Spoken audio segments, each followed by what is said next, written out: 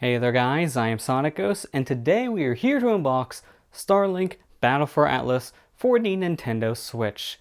Starlink was originally released on the Nintendo Switch, PlayStation 4, and Xbox One in 2018, and then later got a PC port in 2019. Starlink is a Toys to Life game, so in order to play Starlink, you do need some extra figures to unlock more content in the game itself. By the time Ubisoft released this kind of game, the Toys to Life fad was starting to die down. Not many people really had an interest in this kind of a game anymore. So nowadays, you can easily find Starlink in the bargain bin.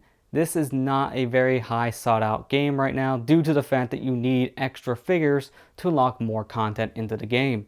So I decided to go ahead and jump onto the Starlink train now since it's so commonly available, and I got myself the Switch version here, as the Nintendo Switch version of Starlink has some exclusive Star Fox content to it, and you get yourself a Star Fox figure and R-Wing. So this is the version we are going to be unboxing today.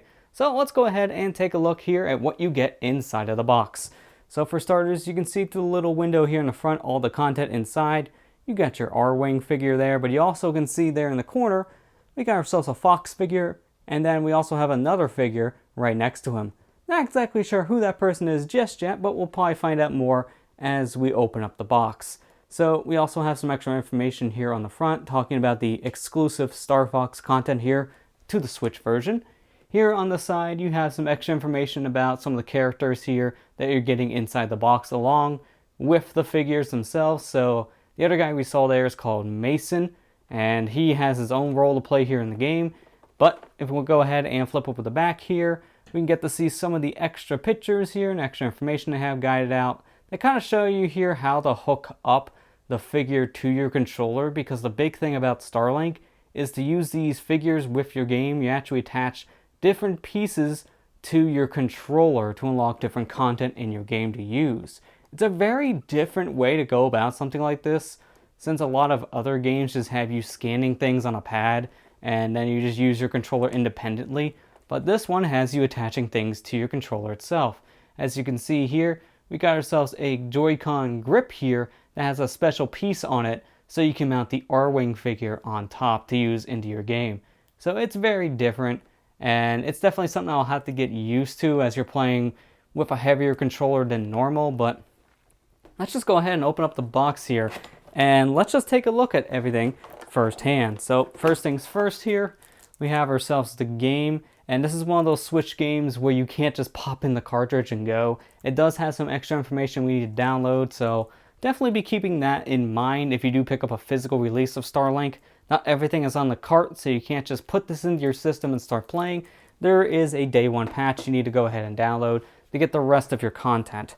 But that's just the game there, so let's go ahead and slide out the extra stuff here. And we're going to get back to that stuff there in the bin here in a moment, because we have some extra paperwork here to go ahead and take a look at. So for starters here, got a little bit of a extra piece of information here, your usual like health and safety information, some extra little copyright information here on this piece of paper. Nothing really too important, so we're just going to go ahead and toss that to the side. And now here, this is a poster of Starlink. Now, I'm not going to take this out and show it on camera because this is going to be way too big for me to properly fit in frame. So on screen now is a picture of what this poster looks like, and it's a pretty cool poster. It's a nice little addition you get here buying the physical version of Starlink, so I do appreciate that nice little touch. But that's the poster, so let's go ahead and put that down, and now let's go ahead and take a look at all the content here inside of this tray. So first things first, let's go ahead and take out the big attraction. So I took the liberty to just take out everything at once from that plastic tray. That way we don't have to worry about getting anything else out of that box for the rest of this video, and we can just go ahead and continue this unboxing nice and smoothly. So let's go ahead and take a look at the main attraction here, the R-Wing. So this here is the R-Wing figure for Starlink. And this is more modeled based off of the R-Wing design they used from Star Fox Zero, which was the Wii U Star Fox game. And not everyone was very pleased with Star Fox Zero. There was a lot of negative press that came out based around just the controls of the game and how unintuitive it was. I personally liked Star Fox Zero, and I really do like the R-Wing design from that series, so I am glad to see that if they did pull something from Star Fox Zero, it was the design, since that was one of the best parts about the game. And as you can see, this is a very nice and big R-Wing figure.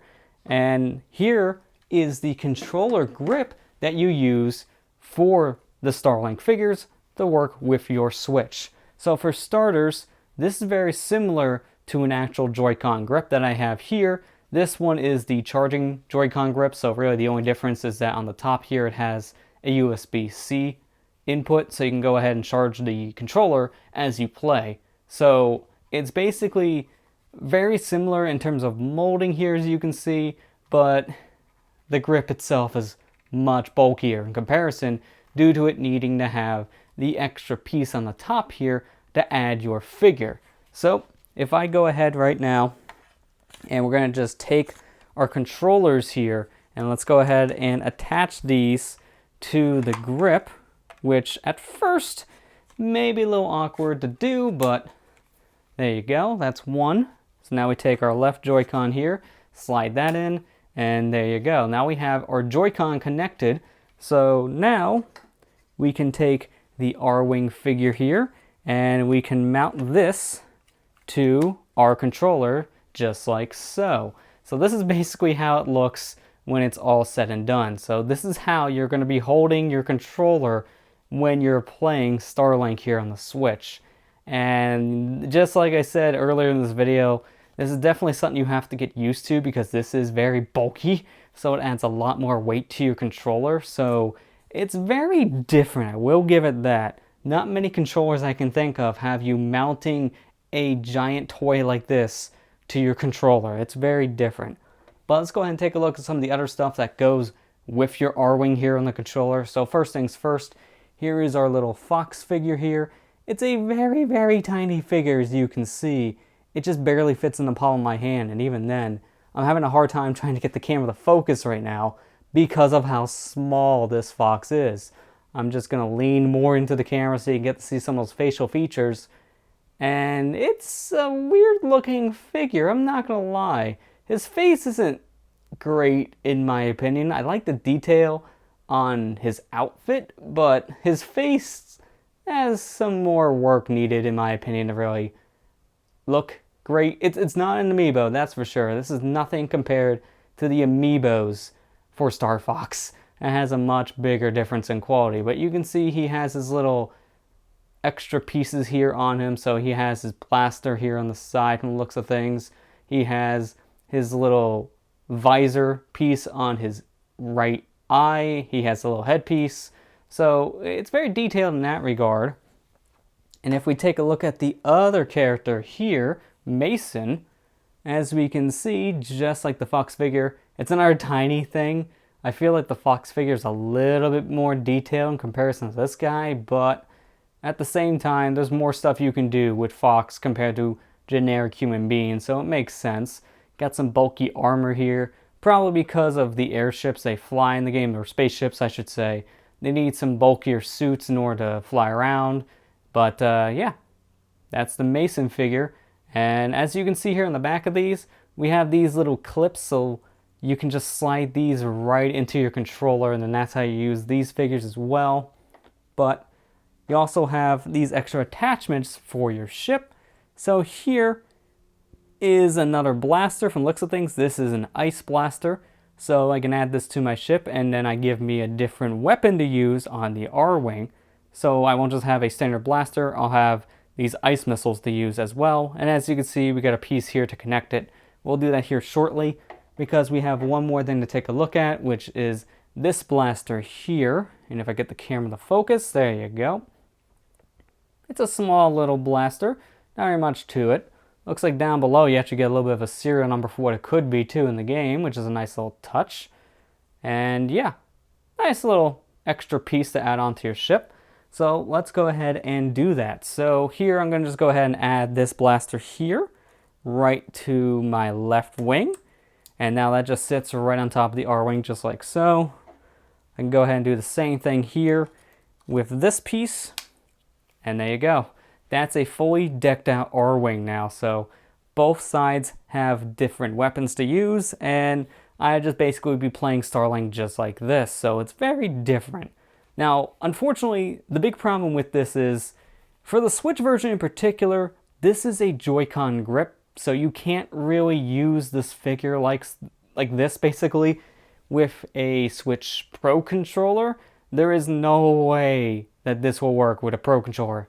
This grip is specifically designed for the Joy-Con controller, so if you're not the biggest fan of Joy-Cons, then there's not very much I can really say if you want to use the Starlink figures here with the Switch version. At that point, you're probably better off getting a different version of the game, or just making do and using the Joy-Con, which are fine controllers, don't get me wrong. The buttons are a little close together because this is more designed to be handed off to your friend to play, or just to just sit on your Switch at all times and use in a portable state.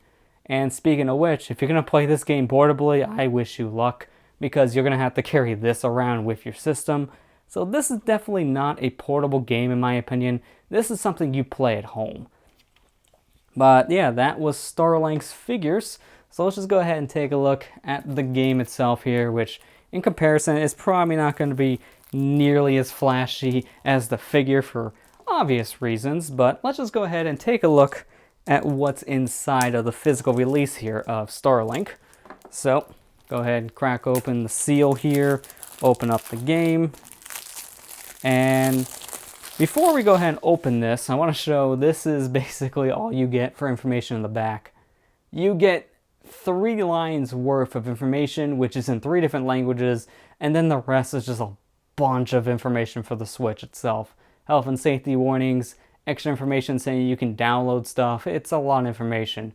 As you can see, it does say you can use the Switch Pro controller here in the game, but since there's no controller grip to get those figures to work with your Pro controller, you're going to be juggling the Joy-Cons and the Pro controller, so I don't know if I would do that. I would need to play the game for myself to really know, so don't quote me on how the Pro controller really works. I'm not 100% certain on that. But if you open up the case here, we got another little piece of paperwork here to look at. This looks like another one of those technical support or health and safety pieces of information. And yeah, not really much to this. It's your warranty information if you really need a warranty with this. I think I'm good, thank you very much. But last little thing here is the cartridge. Very tiny little cart. Got some information on the top here, which is a little different. Not used to seeing extra writing on the top of the logo, so if I can get the camera to focus on this very tiny cartridge, you get to see the ROM information there, which is a little different to say the least. I'm not used to seeing Switch games specify that on the logo itself. But yeah, that's the Starlink cart. So that's pretty much everything there. And that is the physical unboxing of Starlink itself. And I will say it's a very interesting setup. I can definitely see why some people weren't the biggest fan of this kind of clunky nature, because that is definitely a lot. But I figured let's go ahead and add one more thing to this video before we go ahead and end things. And let's go ahead and do a little bit of a demonstration here with the Starlink figure being used in the game itself. So before we begin this demonstration, it looks like I need to update the controller mount here first. I wasn't expecting this little thing to need an update before I can play the game, but keep this in mind if you're playing Starlink for yourself. You may need to also update your controller's mount before you can go ahead and begin the game. Okay, now that we have our controller mount updated, let's go ahead and link a pilot here to our mount. So I got 2 choices of pilots, but I'm gonna go with my Fox pilot here. So we're just gonna take the Fox figure as they're demonstrating on screen, and we're just gonna slide them in here to the front of the controller mount.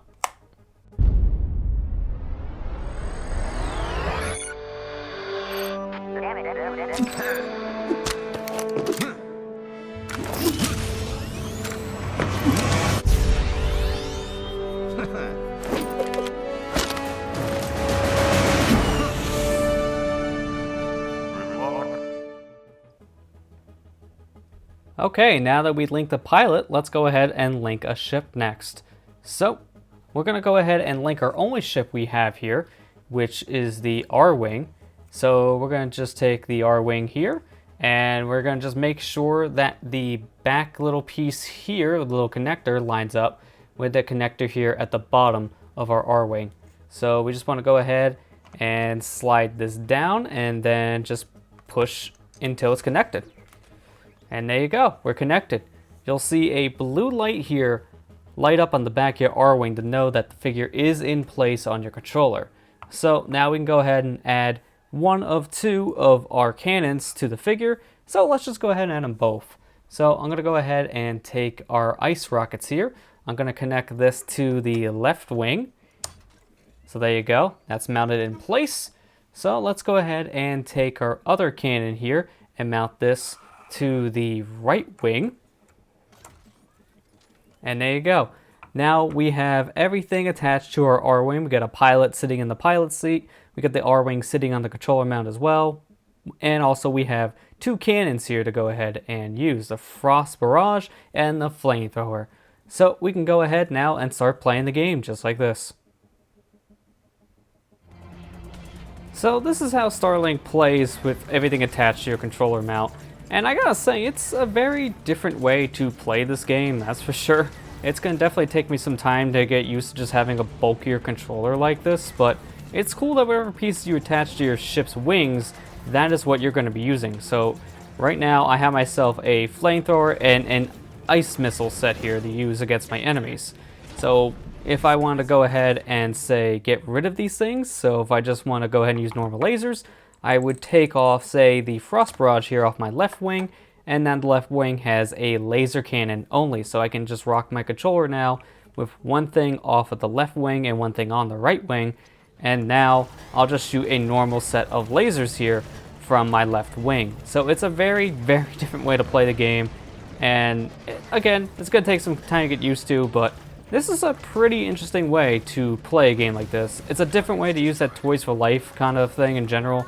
You're not just putting something onto a base, you're actually using the Toys to Life while you're playing the game actively since it's on your controller. So it's a very different way to play, but I think that's a good enough demonstration for now. So thank you guys for watching this unboxing video. I hope you enjoyed. And with that said, I'll see you guys next time.